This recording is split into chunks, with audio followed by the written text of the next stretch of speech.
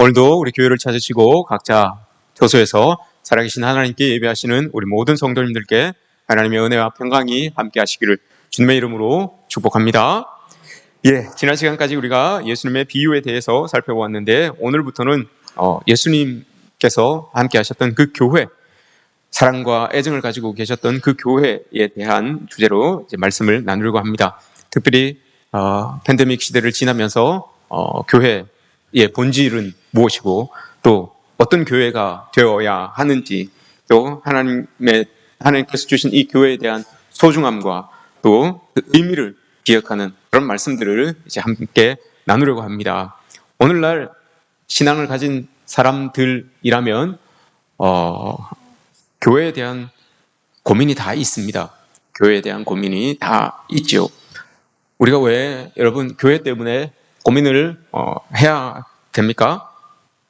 세상살이 살면서도 고민거리들이 참 많은데, 세상 살면서 고민이 많잖아요, 그죠? 그 고민들이 많은데 그 고민들 교회에 가지고 나와서 다 하나님께 해결받고 또 평안을 얻고 이렇게 돌아가고 싶은 그런 마음이 있는데, 은혜 받고 마음에 평안을 얻어서 돌아가고 싶은 그런 마음들이 있는데, 그럼에도 불구하고 그런 마음을 가지고 교회에 왔을 때 교회에 대한 고민들, 교회에 대한 생각들이 여러분 끊임없이 우리의 마음에 이렇게 생겨나는 것을 보게 됩니다. 왜 여러분 교회 때문에 우리는 또 교회에서 일어나는 일들 때문에 관계 속에서 이렇게 고민해야 되겠습니까? 그것은 우리가 교회를 사랑하기 때문에 그렇습니다. 교회를 사랑하지 않으면 여러분 고민하지 않습니다. 교회에 애착이 없으면 고민하지 않습니다. 필립 얀시라는 분이 계시는데 그분이 여러분 이런 책을 썼어요. Church Why Bother, 영어로 된 책입니다. 제가 그걸 다 읽었다는 말은 아니고 Church Why Bother라는 책이 있는데 별로 두껍지 않습니다. 이 책을 이 제목대로 번역을 하면 이렇습니다. 교회, 대략 난감. 이게 이 책의 제목이에요. 교회, 생각하면 난감한 거예요. 이거 어떻게 해야 되나? 이거 뭐 교회 답이 없는 거예요.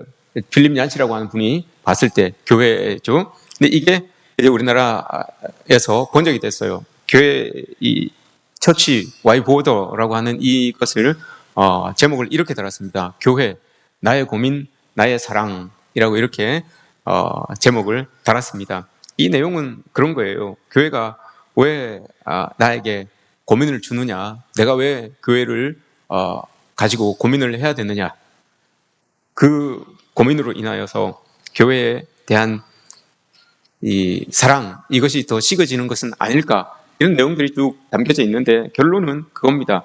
내가 교회를 위하여서 교회 때문에 고민하는 것은 그 고민보다도 더 큰 교회에 대한 사랑을 내가 가지고 있기 때문에 교회를 위하여서 또 교회 때문에 내가 고민하고, 또 그런 고민을 안고서도 이렇게 교회에 나와서 예배 드리는 그 이유가 내가 그래도 교회를 위하여서 고민하는 것보다도 교회를 사랑하는 그 마음이 더 크기 때문에 고민하면서도 이렇게 나와서 하나님께 예배하고 있다라고 이렇게 이야기를 합니다. 교회에 대한 고민, 여러분 또 우리가 교회를 고민하는 이유는 에베소서 1장 23절에서 말씀하시는 것처럼 교회가 주님의 몸이기 때문에 그렇습니다. 우리가 그 몸에 붙어있는 지체이기 때문에 그렇습니다. 예수 그리스도가 그 몸된 교회의 머리이기 때문에, 그래서 여러분 우리가 교회에 고민을 하는 거죠. 우리가 그 몸에 붙어있는 지체가 아니라면 고민할 이유가 없어요. 다른 사람의 지체라면 고민할 이유가 없죠. 그런데 그 몸에 붙어있는 지체이기 때문에 우리는 고민할 수밖에 없어요. 몸이 있는데 그 몸이 교회고, 그 몸이 교회인데 그 교회의 머리가 예수님이고, 그 몸에 붙어있는 각 지체들이 우린데, 그럼 여러분 그 몸만 아프면 우리는 안 아프겠습니까? 머리만 아프면 여러분 우리는 안 아프겠습니까? 그래서 고민할 수밖에 없다는 거예요. 몸인 교회가 아프고 힘들고 하기 때문에 그게 붙어있는 지체들은 당연히 아프고 힘들고 해서 고민할 수밖에 없다고 하죠. 이런 갑시 문구가 있습니다. 아프냐? 나도 아프다. 아픕니까 여러분? 나도 아픕니다. 교회가 아프면 여러분 우리가 아픕니다. 이게 교회의 모습이에요. 이게 우리의 모습이고요. 교회가, 그럼 한번 생각해 보십시오.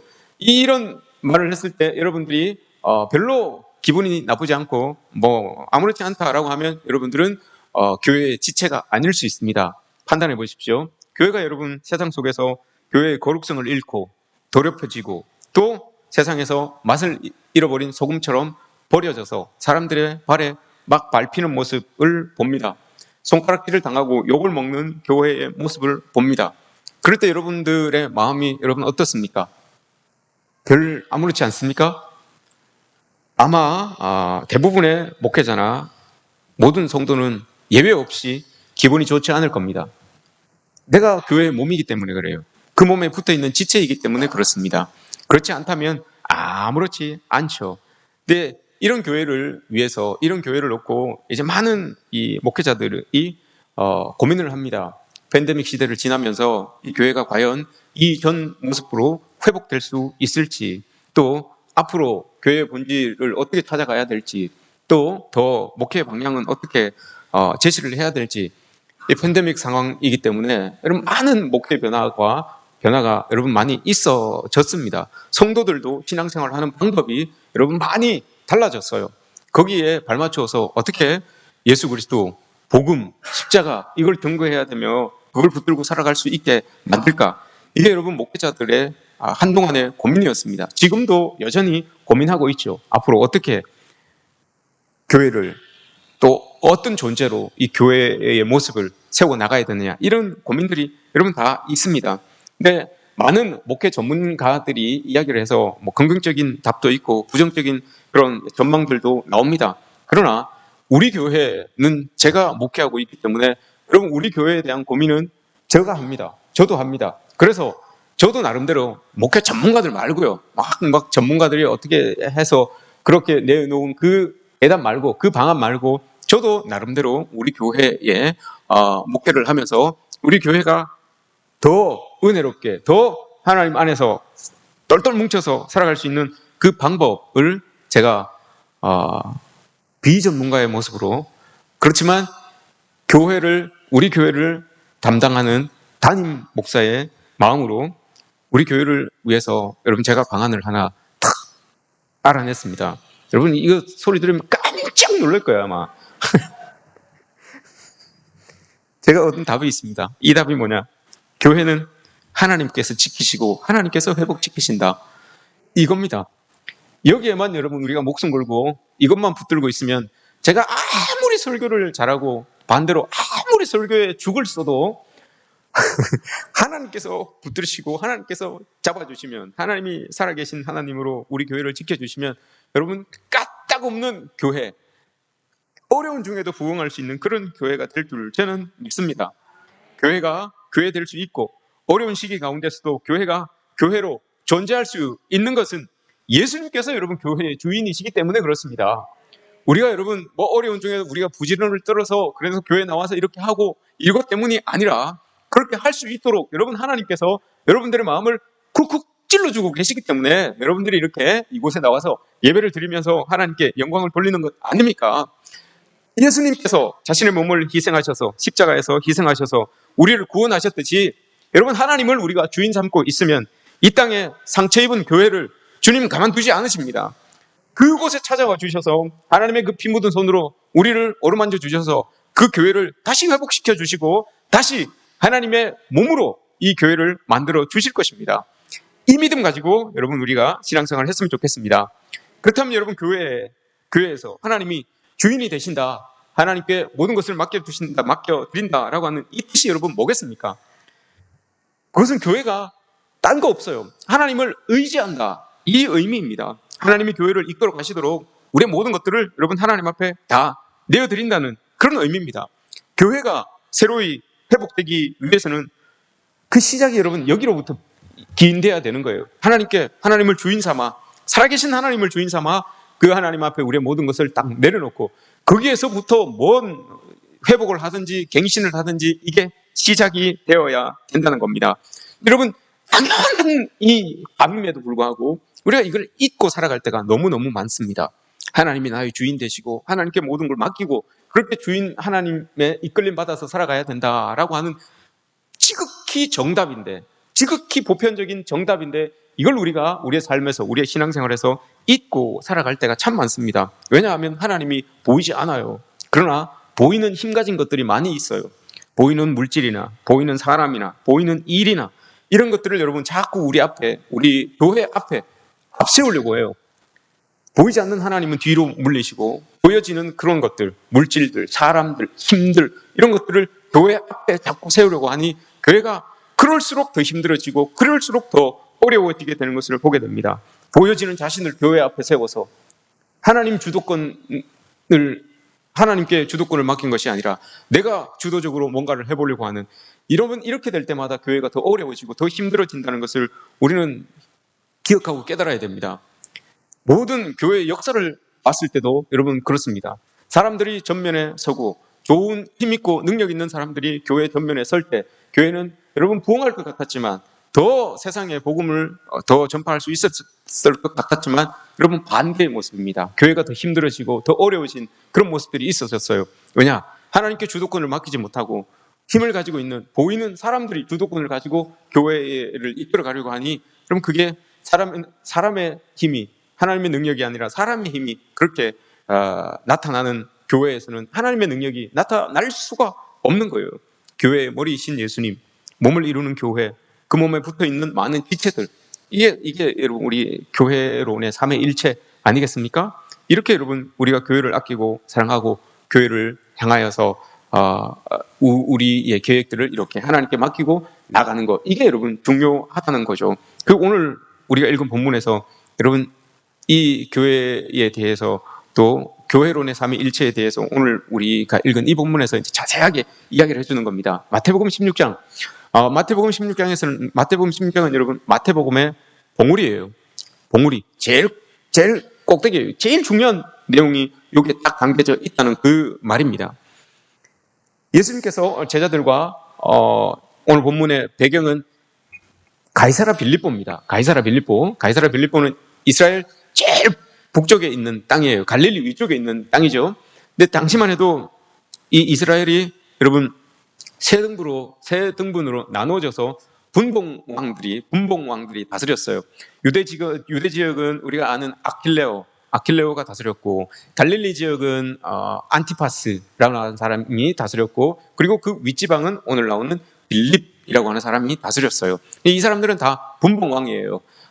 이 로마의 황제가 다스리되 그것을 나누어서 너희들이 다스려라라고 해서 이렇게 나눠서 다스리고 있는 거죠. 근데 이 사람들은 이 사람들의 한 가지 소망이 있다면 왕이 되는 거예요. 왕. 그 나라를 통째로 다스릴 수 있는 왕이 되는 거예요. 그러니 분봉 왕들은 백성들 눈치 보면서 그들을 잘 이렇게 다스리려고 마음먹고 있는 사람들이 아니라 로마의 황제에게 이렇게 신임을 받고자, 황제에게 잘 보이고자 그렇게 정치를 하는, 통치를 하는 그런 사람들이에요. 그래야지만 모든 재정이나 모든 지원이나 권력이 로마 황제로부터 나오니까 로마 황제의 눈에 잘못 비치면 아무것도 안 되는 거예요. 언제 잘릴지, 언제 목숨이 날아갈지 모르니까 황제에게 잘 보이려고 될 수 있으면 황제에게 좀 눈에 띄는 그런 업적들을 남기려고 하는 그런 모습으로 정치를 하는 사람들이 이 분봉 왕들이었어요. 새 나라를 다스리고 있는 그 왕들의 모습이었죠. 그래서 우리가 잘 알고 있듯이 갈릴리 호수를 여러분 뭐라고 불렀습니까? 디베라 호수라고 이렇게 이야기를 했죠. 디베리우스. 이게 황제의 이름입니다. 하여튼 지명도 황제의 이름을 넣어서 이만큼 내가 황제에게 충성하고 있습니다. 내가 황제를 향하여서 이런 마음을 가지고 있습니다. 라고 하는 걸 보여주는 거예요. 오늘 가이사랴 빌립보, 이것도 두 개의 이름이 합쳐진 거죠. 빌립보 지역에 가이사라라고 하는 그 이름이 합쳐진 거예요. 가이사라는 당시 로마 황제의 이름이었어요. 그러니 이 빌립이라고 하는 이 사람은 황제에게 자기의 충성심을 드러내는 거예요. 내가 다스리고 있는 이 빌립보 지역, 당신에게, 로마 황제에게 제가 헌정합니다 라는 그 의미로 가이사라라고 하는 그 이름을 붙인 거예요. 그래서 가이사랴 빌립보라고 이렇게 이야기를 하는 거죠. 그러면서 그 헌정하는 그 도시를 이 빌립이라고 하는 이 분봉왕이 만들어 갔는데, 그곳에 제일 큰 신전을 만들었어요. 제일 큰 신전을 만들어서 당시 그 사람들이 섬기고 있었던 판이라고 하는 그 신을 그 신전에서 섬겼던 거죠. 가장 큰 신전을 짓고 그곳에서 두려움, 근심, 걱정, 공포라고 하는 이름을 가지고 있는 이 판이라고 하는 신을 섬겼어요. 동시에 그 신전에서 이 황제를 숭배했던 거죠. 나는 황제를 이렇게 숭배합니다 라고 하면서 그 신전을 만들어서 섬기고 있었던 사람이 바로 이 빌립이었어요. 판이라고 하는 신이 로마의 신이었지만, 로마의 우상이었지만 그걸 그대로 가지고 와서 이 빌립보 지역에서 그 신전을 만들어서 섬기고 있어요. 판이라고 하는, 여기에서 여러분 우리가 알고 있는 패닉이라고 하는 단어가 나온 거예요. 패닉, 두려움, 근심, 이런 거, 그죠? 이게 왜냐하면 이 로마의 사람들이 이 신을 제일 두려워했던 거예요. 판이라고 하는 이 신을 제일 두려워했는데, 그 신이 두려움의 신이었기 때문에 제일 두려워했다고 해요. 그래서 이 신을 섬겼는데, 그 신을 섬기는 그곳에서 가이사라, 황제를 동시에 숭배했어요. 그만큼 자기의 충정심을 나타내기 위하여서. 그러니 모든 그 시스템이 황제 중심으로 돌아가고 있는 그 땅이에요. 예수님께서 여러분 그곳에 올라가서 지금 이 제자들에게 물어보고 계시는 거예요. 왜 여러분 예수님이 그곳에 올라가셔서 물었겠습니까? 이 내용을, 오늘 우리가 읽은 이 내용을 왜 물어보셨겠습니까? 여기까지 있기 전 내용들을 쭉 살펴보시면, 마태복음 12장부터 여러분 예수님의 사역들을 이렇게 보시면, 예수님이 가는 곳마다 여러분 배척을 받습니다. 예수님은 진정한 이 땅의 왕으로 오셔서 왕으로서 통치하고 싶은 마음을 가지고 그곳을 이렇게 지역을 다니면서 복음을 전하고 하나님의 나라를 증거하고 했는데, 심지어 자기의 고향 땅에서도 배척을 당하게 되는, 왕으로서의 모습은 아무 찾아볼 수도 없는 그런 모습으로 배척을 당하고 있는 그 예수님의 모습을 보게 됩니다. 12장부터 쭉 그 내용이 나와요. 함께 할 수 없는 바리새인과 사두개인들이 함께하여서 예수님을 배척하고, 바리새인과 서기관들이 함께하여서 예수님을 배척하고 합니다. 진정한 왕으로 예수님이 이 땅에 오셨지만 그 왕을 맞아주고 싶지, 인정하고 싶지 않다는 거예요. 그래서 함께 할 수 없는 사람들끼리 함께하여서 예수님을 배척하죠. 그 배척하고 배척당하고 해서 예수님이 여기까지 왔어요. 지금 갈릴리 그 위쪽에 있는 가이사라 빌립보 지역까지 올라오신 겁니다. 그곳에서 예수님이 아주 마음에 깊은 질문을 탁 제자들에게 합니다. 사람들이 나를 뭐라고 하냐라고 딱 물어봅니다. 그 사람들은 여러분 느끼는 대로 대답합니다. 사람들이 여러분 저를 뭐라고 합니까? 저를 누구라고 합니까? 사람들이 여러분들을 누구라고 합니까? 느끼는 대로 이야기해요. 사람들은 느끼는 대로 이야기합니다. 제자들에게 물어봤어요. 사람들이 나를 뭐라고 하냐라고 이렇게 물으니, 이 당시의 사람들이 예수님을 느낀 게 이런 거예요. 그 사람 보니까 세례 요한 같더라. 그 사람 보니까 예레미야 같더라. 그 사람 보니까 엘리야 같더라라고 이렇게 이야기를 해요. 세례 요한 당시의 상황을 말하는 거예요. 당시의 상황은 이런 사람이 있었으면 우리 지금 이스라엘이 좀 변화되지 않았을까? 이런 사람이 있었으면 우리를 좀 어떻게 우리의 상황이 나아지지 않았을까? 이런 마음을 담아서 이야기를 하는 거예요. 세례 요한이라고 사람들이 이야기한 이유는, 세례 요한이라고 하면 회개와 정의. 우리나라엔 지금 회개라는 게 없고 정의라는 게 없다. 그러니 세례 요한, 저 사람 보니까 세례 요한 같네. 회개를 이야기하고 정의를 세우는 것 같은 사람이니까 이렇게 이야기를 합니다. 예레미야 또는 선지자 중에 하나 같다라고 이렇게 이야기를 하는 이유는, 국가를 위하여서 눈물을 흘리고 아픈 나라를 위하여서 눈물을 흘렸던 그 예레미야 선지자 같네. 우리를 걱정하고 하는 거 보니 저런 사람이 있으면 이 나라가 좀 잘 되지 않을까, 이런 마음을 담아서 예수님을 예레미야나 선지자라고 이렇게 이야기를 하는 거죠. 엘리야라고 이야기하는 이유는, 엘리야는 여러분 불과 능력을 상징하죠. 불과 능력, 저 사람이 하는 걸 보니까 사람들 밥도 먹이고 낫게도 하고 하는 걸 보니까, 귀신도 쫓아내고 하는 거 보니까 불과 능력이 있는 사람 같다. 옛날에 우리가 알고 있었던 그 엘리야 같네. 저런 사람이 이 땅을 다스리게 되면 좀 더 좋아지지 않을까라고 하는 이런 마음들이 있어서, 이런 마음을 담아서 그 사람들이 예수님을 향하여서 고백하는 거예요. 저 사람이 만약에 옛날에 그 엘리야 같았다면, 옛날에 그 예레미야 같았다면, 얼마 전에 그 세례 요한 같았다면 우리나라가 이렇게 되겠지, 우리의 삶이 이렇게 되지 않을까라고 하는 그 기대를 담아서 예수님을 향하여서 그렇게 고백하는 거예요. 예수님을 엘리야 같다, 세례 요한 같다, 예레미야 같다, 선지자 같다라고 이렇게 이야기를 하는 거죠. 그 소리를 듣고 예수님께서 말씀을 하십니다. 너희들은 그럼 나를 누구라 하느냐? 이 질문은 제자들에게 던지는 질문이지만 동시에 우리에게도 던지는 질문입니다. 여러분들은 그럼, 세상의 사람들은, 여러분 예수님을 믿지 않는 사람들은 예레미야 같고 세례 요한 같고 선지자 중에 누구 같고 이렇게 대답을 하는데, 그러면 예수님을 믿고 있는, 예수님을 따르고 있는 여러분들은 여러분 예수님을 향하여서 너희는 나를 누구라 하느냐라고 이렇게 물으시면 여러분들은 뭐라고 대답을 하시겠습니까? 베드로처럼 이렇게 대답하시겠습니까? 주는 그리스도시요 살아계신 하나님의 아들입니다 라고 이렇게 여러분 대답을 하시겠습니까? 이 대답이 여러분 정답이었어요. 너무 예수님을 기쁘게 한 대답이었어요. 그럼 질문을 합시다. 여러분들에게 묻겠습니다. 목사님 자꾸 이 설교할 때 자꾸 질문을 하셔서 졸지를 못하게 해. 이렇게 그죠? 질문하겠습니다. 베드로가 대답을 했죠. 주는 그리스도시요 살아계신 하나님의 아들입니다. 여러분 여기에서 제일 중요한 단어가 뭘까요? 하나님의 아들. 뭐 말을 하세요. 말을 뭐가 제일 중요할까요?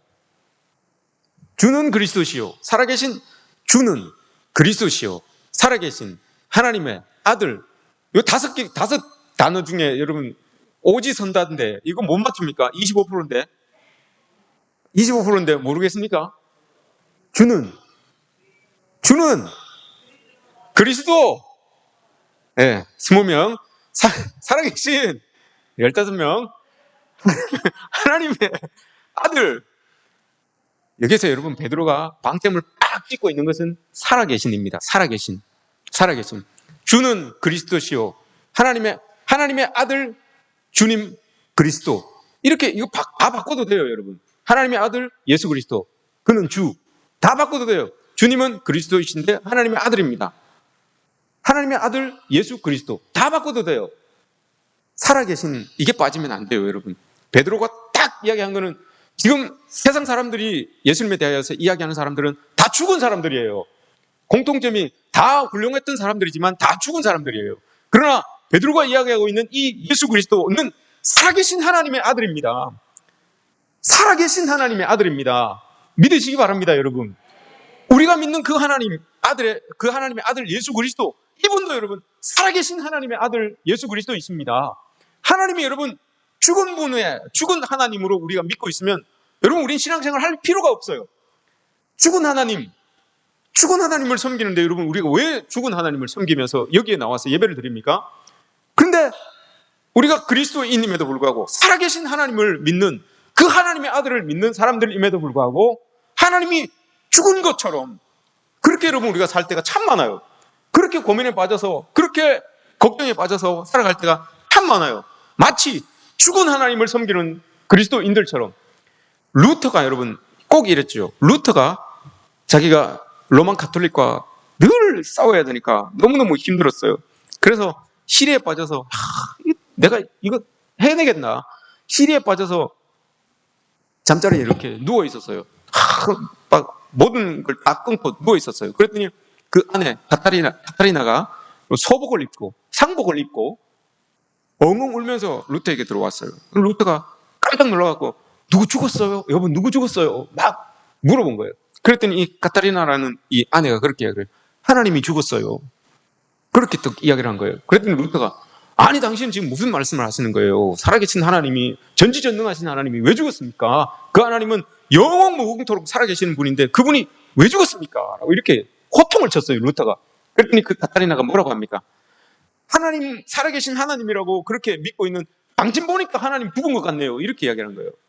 살아계신 하나님이라고 그렇게 고백하면서, 전지전능하신 하나님이라고 그렇게 고백하면서 당신은 왜 그 하나님을 못 믿고 그렇게 죽은 하나님을 섬기는 것처럼 시리에 빠져서, 절망에 빠져서 그 일이 잘 안 된다고 해서 그 잠자리에 누워서 그렇게 하나님이 죽은 것처럼 그렇게 지내고 있습니까? 이렇게 이야기를 했다는 거예요.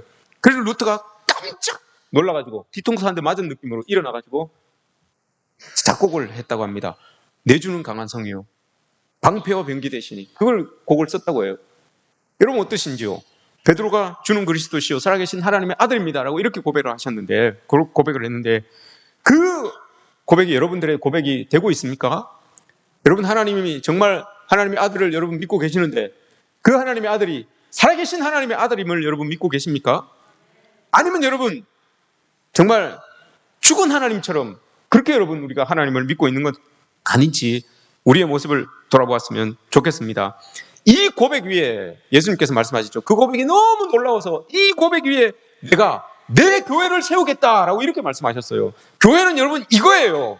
교회는 내가 고백하는 그 살아계신 하나님의 아들 예수 그리스도를 고백하는 그 고백 위에, 그 믿음 위에 예수님께서 교회를 딱 세워주시는 거예요. 그렇게 될 때 여러분 교회가 흔들림 없이, 어떤 어려움 속에서도 굳건하게 흔들림 없이 하나님을 드러내며 예수 그리스도의 복음을 증거하면서 서갈 수 있는 그런 교회가 되는 겁니다.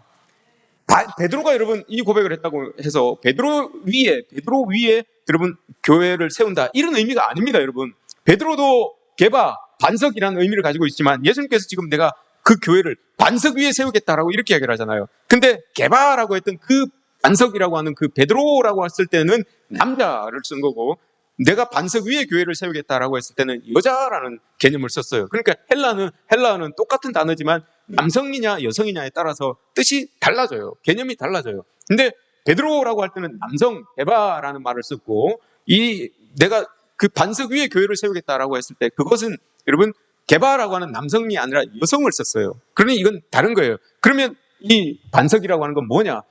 그 믿음이에요. 고백. 살아계신 하나님의 아들 예수 그리스도. 이걸 고백하는 거. 그 고백. 이게 여러분 반석이라고 하는 그 단어가 지칭하고 있는 거예요.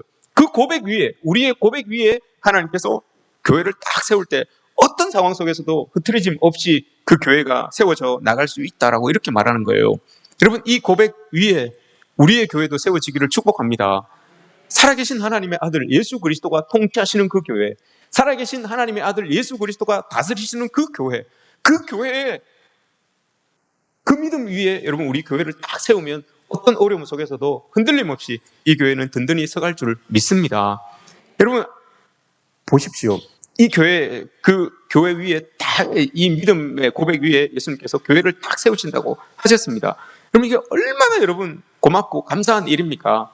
탁월한 목회자들도 많고 훌륭한 사람들도 많은데 그 사람들 위에 교회를 세우지 않고 여러분 우리의 믿음, 나의 믿음의 고백 위에 예수님께서 교회를 세우신다고 하셨어요.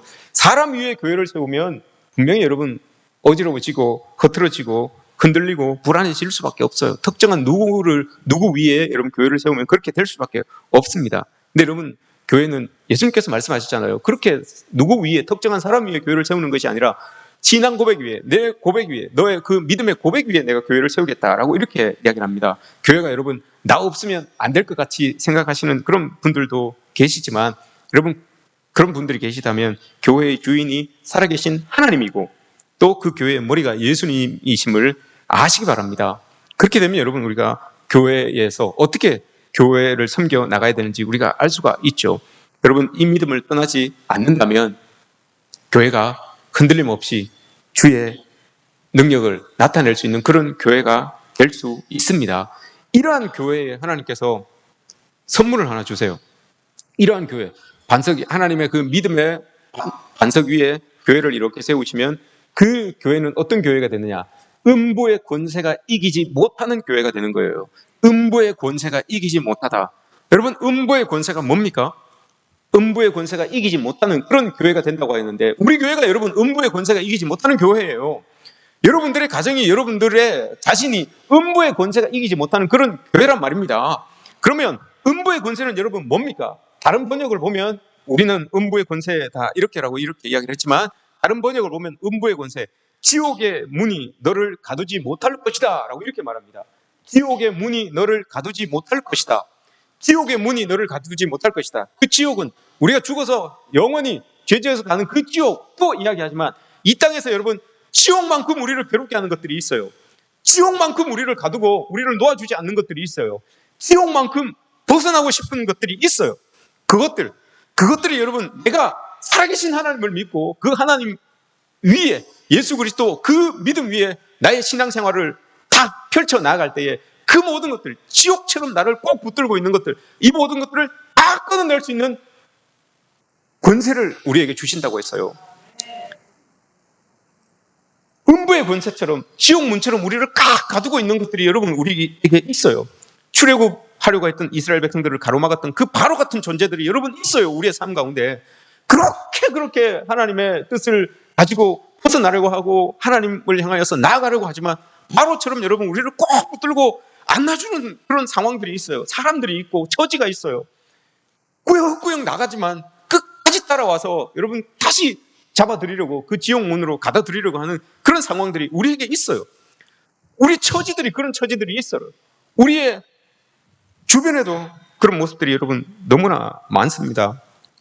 그런데 하나님을 살아계신 하나님으로 그 하나님의 아들 예수 그리스도를 우리가 굳게 믿고 있으면 그 음부의 권세, 우리를 딱 가로막고 가두어 놓고 있는 그 모든 것들을 딱 열어버릴 수 있는 하나님의 능력을 우리에게 주신다고 했어요. 천국의 열쇠를 주신다고 했잖아요. 천국의 열쇠. 그게 이 음부의 지옥의 문을 열 수 있는, 우리를 꽉 붙들고 가두어 놓고 있는 모든 상황들을 열 수 있는 그 열쇠가 바로 천국의 열쇠예요. 저기 천국의 열쇠 올라가면 뭐 아파트 몇 호, 그 열쇠가 아니라 우리의 모든 상황들을 가로막고 있는 그것을 열 수 있는 그 열쇠. 보여드릴까요, 여러분? 그 열쇠가 이렇게 생겼습니다. 다 아시죠? 어떻게 생겼는지, 여러분. 그 열쇠를 우리에게 주신단 말입니다. 그 열쇠로 여러분, 우리를 가로막고 있는, 우리를 탁 옥죄이고 있는 그 모든 문들을 철크덕 여는 거예요. 철크덕 여는 거예요. 얼마나 여러분 좋습니까? 여러분 무엇에 갇혀 있습니까? 여러분 우리를 뭐가 가두고 있습니까? 뭐가 여러분 그렇게 벗어나고 싶은데도 불구하고 못 벗어나게 여러분 우리를 꼭 죄우고 있습니까? 나의 건강입니까? 아니면 물질의 문제입니까? 아니면 사업의 문제입니까? 아니면 뭐가 문제입니까? 자녀들이 문제입니까? 앞으로의 살 날이 문제입니까? 뭐가 걱정입니까? 살아계신 하나님의 아들 예수 그리스도를 믿는 그 믿음이 나에게 있는데, 여러분 뭐가 걱정입니까? 그 믿음이 있으면 하나님께서 음부의 권세를 이길 수 있는 천국의 열쇠를 우리에게 주신다고 하셨습니다. 그 열쇠를 가지고 여러분들을 억누르고 여러분들을 가두고 있는 모든 것들이 열려지는 은혜가 여러분들에게 있어지기를 주님의 이름으로 축복합니다. 모든 상황들이 하나님의 이름으로 열려지는 그런 은혜가 여러분들에게 있어지기를 주님의 이름으로 축복합니다. 우리 교회가 이런 교회가 되기를 원합니다. 여러분들이 이런 성도가 되기를 원합니다. 제가 언제 한번 말씀을 드렸습니다. 베드로와 요한이 여러분 성전 미문에 앉아있는 그 안전뱅이를 향하여서 뭐라고 이야기를 합니까? 나에게 금과 은은 없습니다. 그러나 내게 있는 것으로 내게 주노니 곧 나사렛 예수 그리스도의 이름으로 명하노니 일어나 걸으라 라고 했어요. 그랬더니 그 사람이 어떻게 됩니까? 자리를 들고 일어나 걷기도 하며 뛰기도 하며 하나님을 찬양하였더라라고 합니다. 우리 교회에 여러분 예수 그리스도의 이름, 그 이름의 능력이 여러분 있습니까? 우리 교회에? 여러분들에게 그 이름의 능력이 여러분 있습니까? 우리 교회가 여러분 이런 교회 되기를 원합니다. 많은 교회가 팬데믹 상황을 겪으면서 금과 은은 교회에 있지만 나사렛 예수 그리스도의 이름의 능력이 없는 그런 교회가 여러분 많아졌어요. 교회가 상황이 시대가 어려움을 겪다 보니 금과 은은 교회에 있는데 나사렛 예수 그리스도의 이름의 능력은 없는 그런 교회들이 여러분 많아지고 있어요. 그러면 여러분 그 교회는 무너집니다. 그 교회는 문을 닫아요. 아무리 금과 은이 많아도 하나님의 능력이 교회 안에 없으면 여러분 문을 닫을 수밖에 없어요. 그게 여러분 예수님께서 우리에게 가르쳐주고 있는 교회의 모습입니다. 그래서 교회는 예수 그리스도의 몸인 것이고 그 몸의 머리가 예수 그리스도이신 것이에요. 그리고 그곳에 붙어있는 우리가 모든 지체들이죠. 우리 모든 지체들이 붙어있는 그 교회, 몸인 그 교회의 머리이신 예수 그리스도. 이렇게 여러분 우리가 삼위일체가 되어서 오늘 베드로가 고백한 것처럼 우리는 살아계신 하나님을, 그 살아계신 하나님의 아들 예수 그리스도를 믿고 있는 자들입니다. 그렇게 믿고 있는 자들에게는 하나님이 음부의 권세를 이길 수 있는 천국 열쇠를 주신다고 했어요. 땅에서 매면 매이고 하늘에서 풀면 풀린다고 하셨습니다. 그 믿음의 고백에 있는 사람들은 여러분 풀린다고 하셨어요. 그 고백으로 여러분들을 억누르고 있고 가로막고 있고 닫아서 움직이지 못하게 하는 모든 상황들이 여러분 열려지는 은혜가 주님의 이름으로 여러분들에게 있어지기를 축복합니다.